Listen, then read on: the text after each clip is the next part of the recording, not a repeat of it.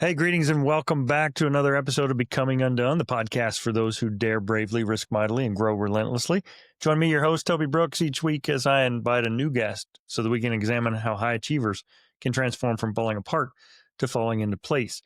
Joining me this week is a guest that reached out on LinkedIn. I love this. I've been posting a lot of kind of salty stuff on there about AT and about how there's this mass exodus going on. And Dr. Josh Beaumont's joining us from Arizona. He's got a history as an AT. Josh, thanks so much for joining me tonight.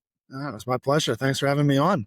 Yeah, I think your story will resonate with a lot of my former students who are kind of in that space in college athletics, and it's like your dreams come true, and you start to realize that maybe you need different dreams. Yeah.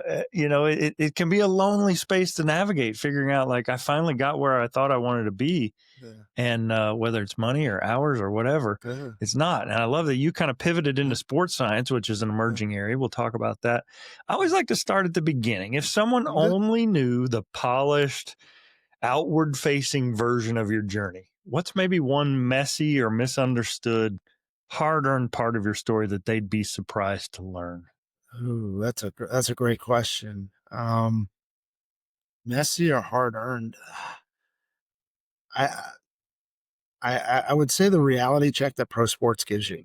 You know, people that have spent time in there, it's always what have you done for me lately, Mm-hmm. and certainly felt that during my time in pro soccer. I had 4 head coaches, 3 general managers, 3 presidents within a 5.5 year window.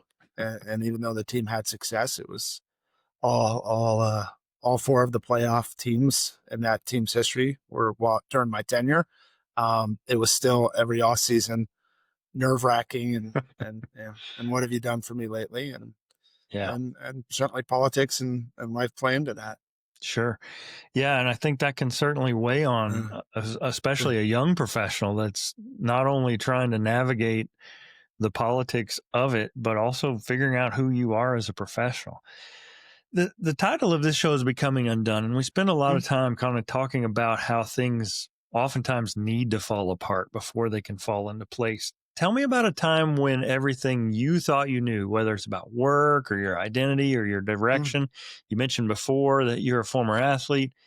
Tell me about a time when that fell apart, when it came undone, and how did you rebuild?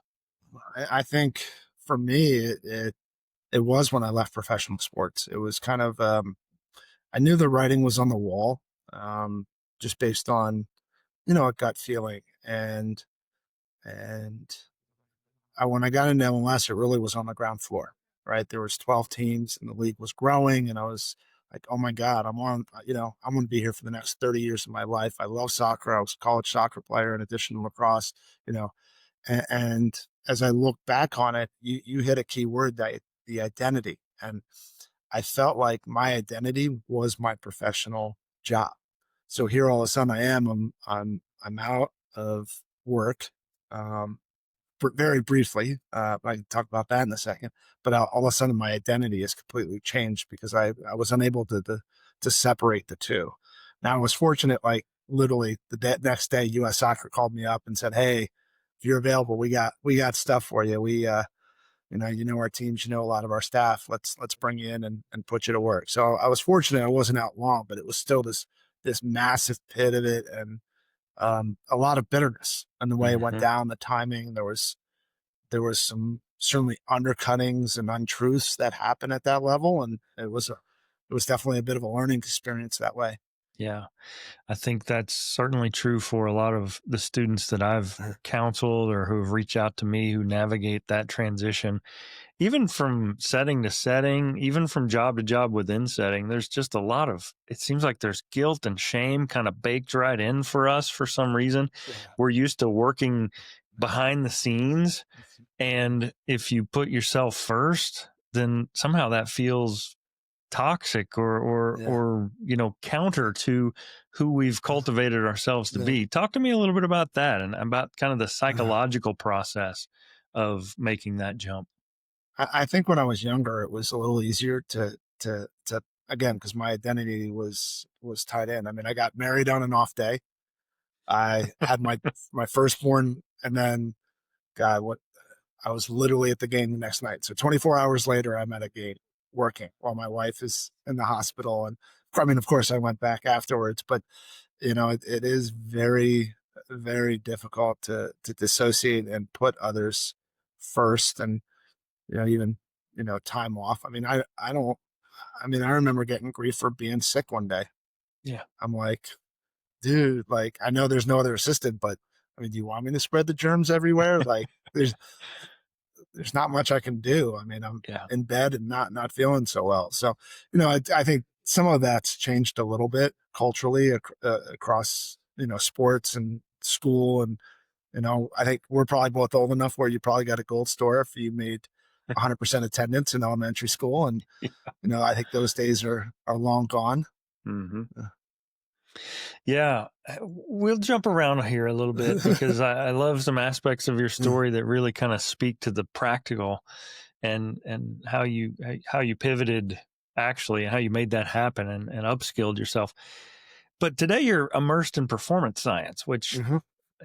I've said this to my students before. If that would have existed when I first majored in athletic training, I never Yeah. would have majored in athletic training. The the Oh, yeah. the sports scientist in me would have been so enamored with that. And that's not the dunk on AT. It's just it aligns with me.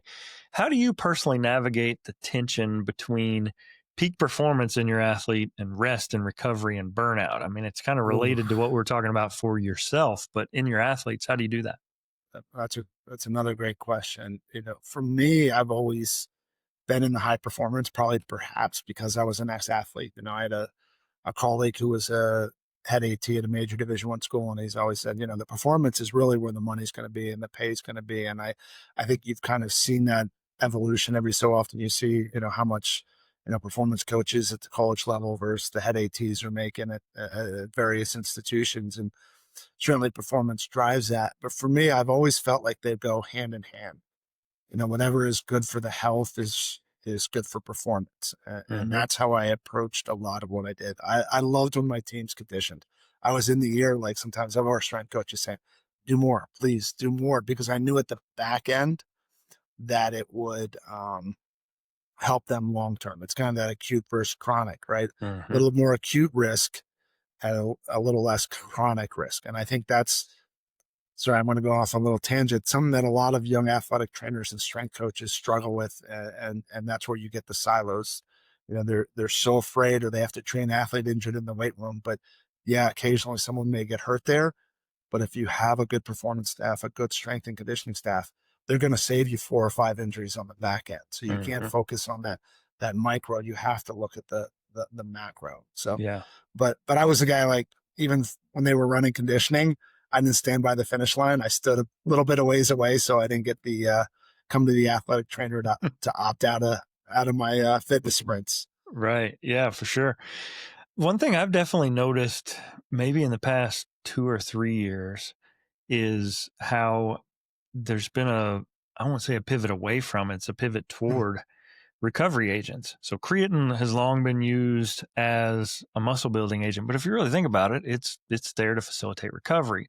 Today I see peptides, BPC 157, even collagen, mm, some of the commercially available supplements like frog fuel, those kinds of things are more popular, I think, than they've ever been. And with that, even athletes using, their Apple Watch to log their sleep and how much deep sleep did I get. Talk to me a little bit about how recovery is perhaps more important. I don't want to lead the witness here, so to speak, but yeah. how does recovery factor into the work you do as a sports scientist versus how you viewed it as an athletic trainer? For me, it's always been massive. Certainly soccer is unique in the length of the season, and that was always the issue. College is a sprint, professionals was long term, but always the recovery was massive. And I remember transitioning, so I went college, pro, national team to college, and recovery at the national team level was already there. We had athletes that had been in Europe, we had athletes from all over. There was always a travel component, bringing them into camp, and how do you get them training as high with recovery as much as possible? But when you really see the first evolution of recovery. It was this proverbial training loads, and they haven't figured it out. You've almost over adjusted. We've gone, hey, we got to watch training loads, and then we don't get enough stimulus. Hmm. And I think my first foray is, at the pro level, when guys would get pro days. We had an older midfielder who was 34 years old, 300 games. Like, he needs more recovery than the young kids. Hmm. And so he would get a pro day. And then when I made that college transition and we started getting some of the heart rate monitors, as you mentioned, now it's all over the place with Apple Watches, or rings, all kinds of devices. You could see how much workload they had and said, hey, maybe for this individual, we have to scale it back. Hmm. So you've seen this really nice evolution. And now it really is a focus, and it's looking at nutrition. It's looking at the modalities, the proverbial biohacking, like every little bit that you can do. And my personal opinion is it's all great, but you still have to listen to the athlete. Yeah. And I've always found that to be the best indicator, is just getting to know, as an athletic trainer, even as a sports scientist here in my current role, like getting to know the athletes, and and they will tell you when they're out of sorts, if you will. Yeah. Yeah. I think there's definitely there's kind of a metacognition here for some of us, where we can see overtraining and even overreaching in our Mhm. athletes, even in our staff, but we're oblivious to it in ourselves. And I think perhaps your pivot was partially in response to, this isn't what I thought it would be in terms of my schedule, in terms of my salary, those kinds of things. When did you first realize that title wasn't enough? When you had kind of ascended the ranks, and you kind of got where you thought you were going, and you didn't feel that satisfaction, whether it was an athlete, scholar, professional. Yeah. Oh, did you know that you'd need something deeper in order to keep going?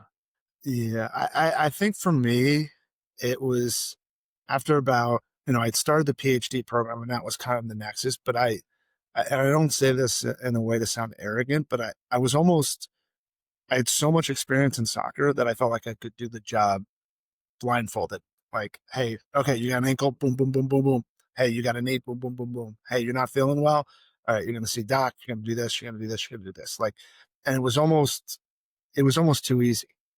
And so for me, that was kind of the first nexus. And then, just again, I had always had my fingers in a little bit of everything. So going back to school kind of gave me that opportunity to, you know, have that stimulus again, and not just, again, sleepwalk Mhm. through my days. Yeah. Yeah, that's definitely, it can be an eye-opening experience to realize that you're not being challenged anymore. You're not growing anymore. And sometimes that's a startling thing. For other people, it feels like failure. So what was a moment that you failed? Maybe spectacularly, maybe subtly, and how did that failure set the stage for something even better? Ooh, that is I mean, I've already, kind of talked about that transition from MLS.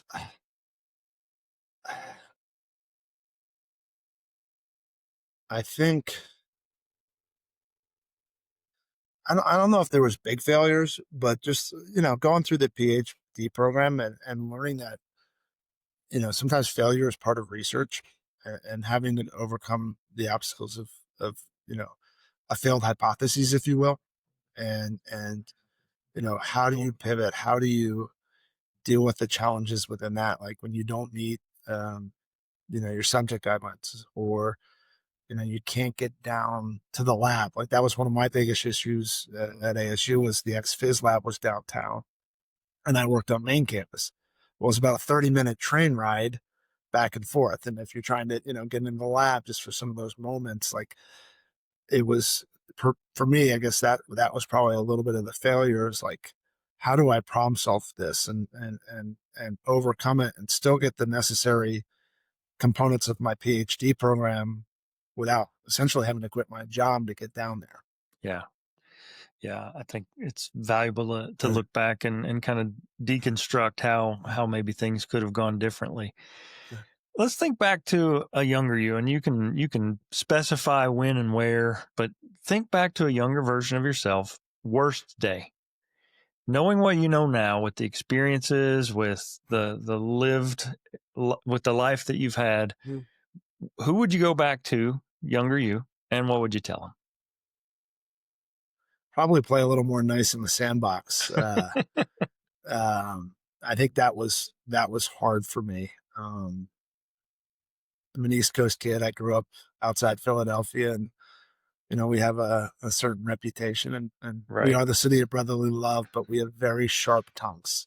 We like to give a hard time. I used to tell my athletes I still even tell my son's team that I coach. I said, if I'm not giving you a hard time, then you got to worry. Yeah. I'm not talking to you. So I think just probably not being so brash and toning it down a little bit. Hmm. Um, because I think a lot of people took that as cockiness, and I'm actually not that cocky. I'm at times very insecure about my knowledge, and especially with the career path that I've taken where it's been a little bit of everything. I'm not, an expert in, O2 kinematics or a certain type of exercise testing. I have a little bit of everything. So, you know, letting that insecurity show through and recognize that, hey, I'm a jack of all trades in some ways, but not, Hmm. a specific expert in one. Yeah, I think that's well said. I talk with my students a lot about how much the profession of athletic training and to a certain extent sports science has changed over the span of my career. And I know early on there was just a, a horrible lack of data. Mhm. You're making decisions on your gut. Like, does this guy, is he performing better? Like, I've got a Mhm. stopwatch, maybe I've got a vertical leap, and that's kind of it. And maybe a tape measure to measure, single leg hops and things like that. Today, it's almost the opposite. We've got so much data, we've got so many tools, and you're working at the intersection there between science and human potential. Whether it's catapult data or VBT stuff, bar speed, that kind of thing. Yeah. What role would you say your beliefs and your purpose play in peak performance versus kind of the data, the science, the quantitative side of it?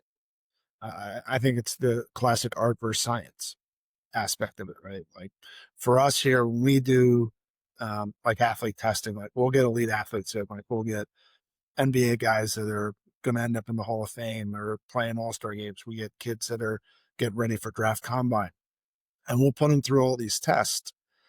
And it's very robust. Like I'll have my section, strength coaches will have theirs. We have an embedded physical therapy department, right?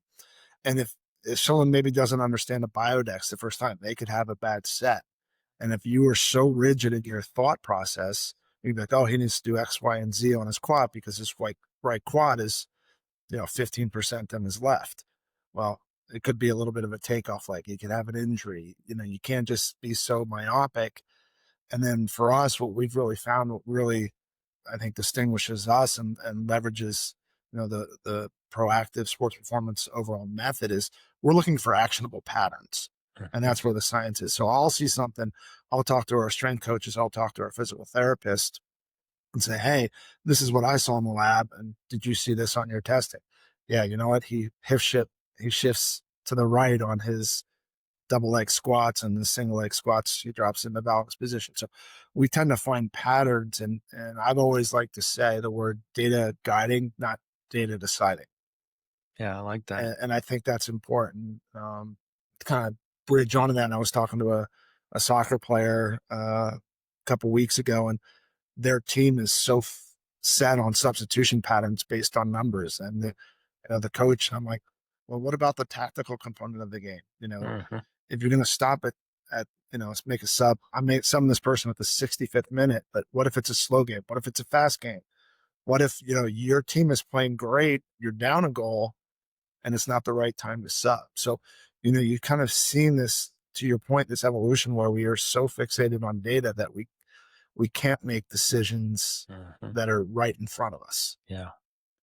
Yeah, and I think for a young professional, that can be a Yeah. really daunting space to Yeah. be. And it kind of reminds me of when you're working on a PhD, and if you don't narrow that research question adequately, then you're just drowning in data that doesn't Yeah. help you make an informed decision.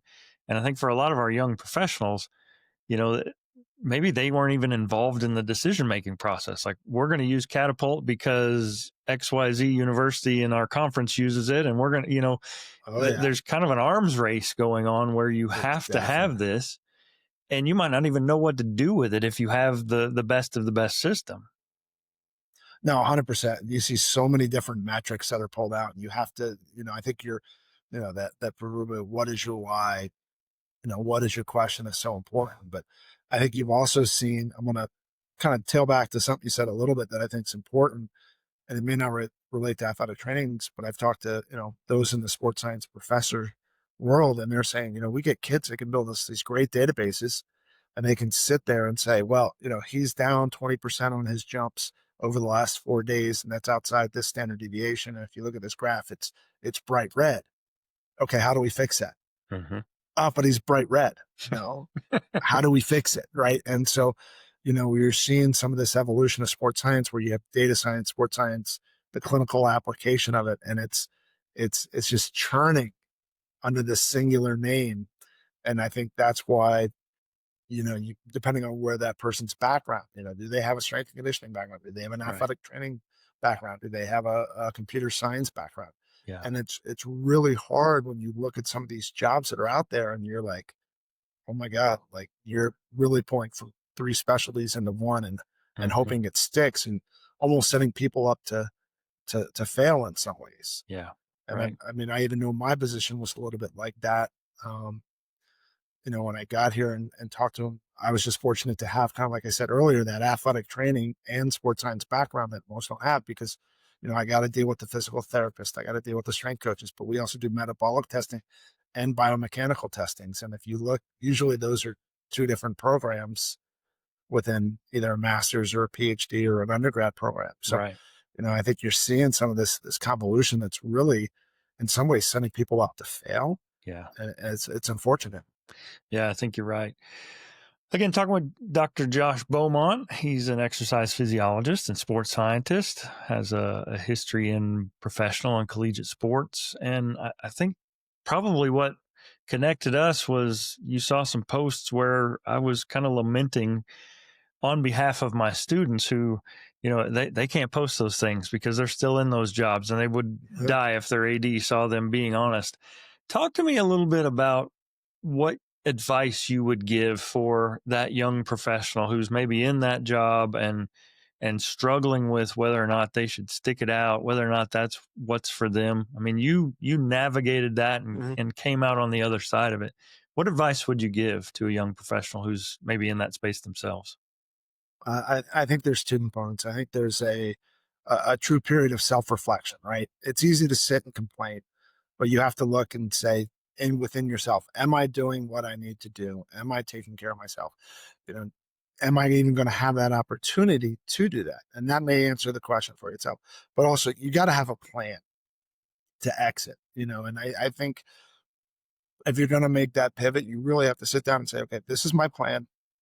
This is how I'm going to execute it. This is the time frame, and then go for it. Because at the Hmm. end of the day, there used to be a time where, if you were out of athletic training and, it was always harder to go back to the level, right? Like Hmm. if you, I feel bad saying this because it values high school athletic trainers less. And I certainly don't want to do that, but it's a lot easier to go from pros to college, college to high school than the other way around to make the Hmm. jump from high school and college to pros, having been on some of the hiring committees for those roles. And so I think a lot of people are afraid, but athletic training's changed enough. There's enough jobs right now. There's better pay in some ways that I think you can take a risk. Whereas, if I'd walked away from athletic training 15 years ago, it would have been really hard to get back in other than Hmm. a clinic job or, happening to know someone who was a past friend, a past colleague or whatnot. Right. Yeah, there's definitely a stigma that hopefully has gone away, and maybe it's just a reflection of the market economy and the fact that places are finding much more difficulty in filling roles, and so they maybe can't be as choosy. All right, we're going to wrap this one up fairly close to the end here. I want to ask of all my guests. I love music and the Yeah. emotions that it can frequently Okay. represent. what song would you pick to play in the background if we were to watch a montage of your life, and why? Oh, montage. Well, my favorite song is Kid Cudi, "Pursuit of Happiness," Steve Aoki remix, Okay. and just I guess that probably fits with the podcast, but it's Yeah. also one that just it's uplifting. It just motivates the beat, especially the remix. Just it's about getting after it, or I don't know. Sometimes I feel like "Dancing with Myself" by Billy Idol. Like it? Because you find yourself just in those moments, especially as an athletic trainer, sometimes you have assistants and things like that, but you find yourself just in the middle of that training room and like, Yeah. all right, here I am, Here we just are. just going, just going at it. Yeah, especially this time of year. I Yeah. don't know about you, but I definitely have some PTSD from fall camp experiences back in the day. All right. Well, if listeners want to connect with you, give me some links I can throw in the descriptions there. Where can people find you? I am a little bit older, so the social media is not super big. I am on LinkedIn. The website for our facility is proactivesp.com. So there's some blurbs on there about the staff and the lab and what we do here. Um, Email is joshuab@herbalife.com. I'm a Herbalife employee, so we didn't even get into that. I'm actually part of a really cool partnership with two great companies. So they can reach out via email as well. Cool. All right. Well, last one, promise. No, it's all good. What for Dr. Josh Beaumont remains undone?